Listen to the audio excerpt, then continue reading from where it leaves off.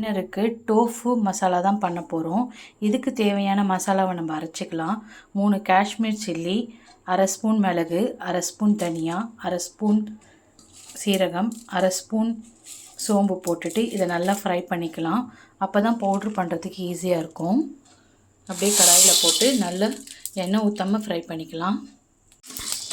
நல்லா படன்னு வெடிக்குது. அதோட வாசனையே ரொம்ப சூப்பராக இருக்குது.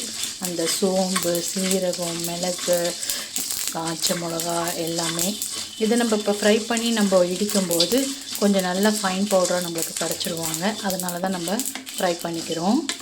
இந்த காலத்தில் நீங்கள் என்ன பண்ணுறீங்க, இந்த மிளகு சீரகம்லாம் எடுக்கும்போது ஈரக்கை வச்சு எடுத்திங்கன்னா ஃபங்கஸ் போகிறதுக்கு வாய்ப்பு இருக்குது. அதனால் கையை நல்லா துடைச்சிட்டு அதுக்கப்புறம் எல்லாத்தையும் எடுங்க. இதை அப்படியே ஆஃப் பண்ணிடலாம். அந்த சூட்டுலேயே கொஞ்சம் அந்த மிளகாலாம் உங்களுக்கு ஃப்ரை ஆகிடும்.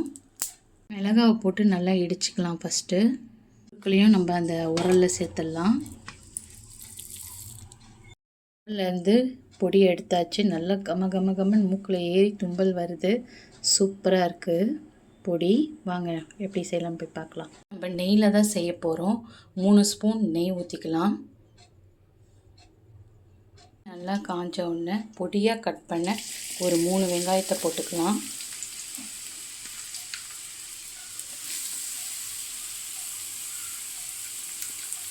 நல்லா ஃப்ரை ஆகிடுச்சு. ஒரு 2 பச்சை மிளகாவை பொடியாக கட் பண்ணி போட்டுக்கலாம்.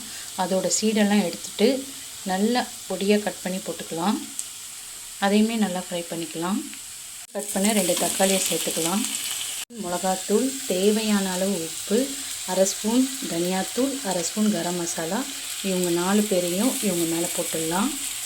நல்லா அந்த மசாலா ஃப்ரை ஆகணும். அப்போ தான் நம்ம கிரேவி டேஸ்ட்டாக இருக்கும்.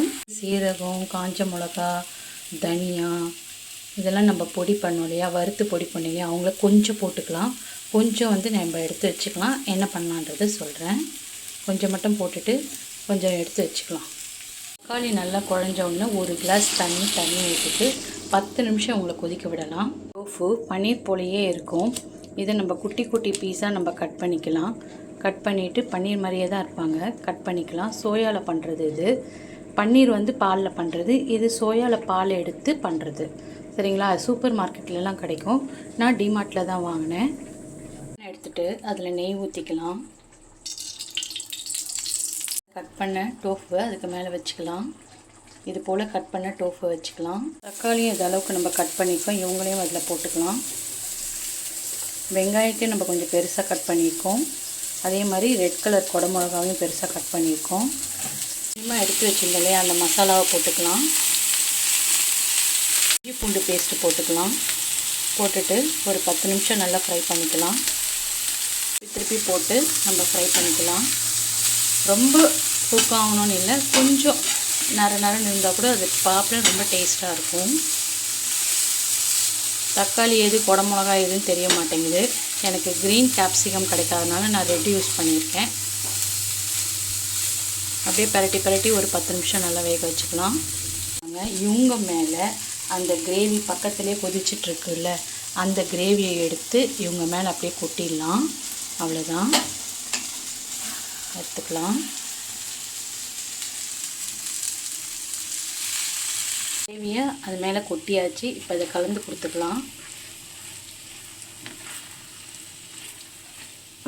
நல்லா கலர்ஃபுல்லாக இருக்குல்ல.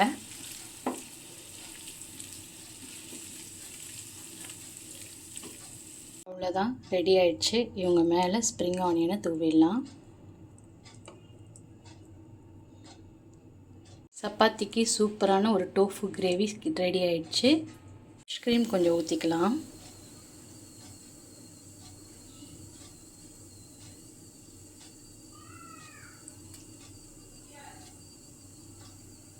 சப்பாத்தி சுட்டாச்சு. அதை கட் பண்ணிவிட்டு நம்ம டோஃபுவை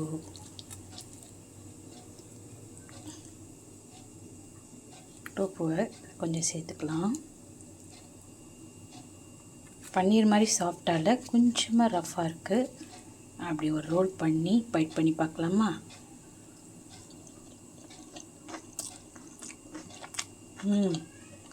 சூப்பராக இருக்குங்க. ட்ரை பண்ணி பாருங்கள்.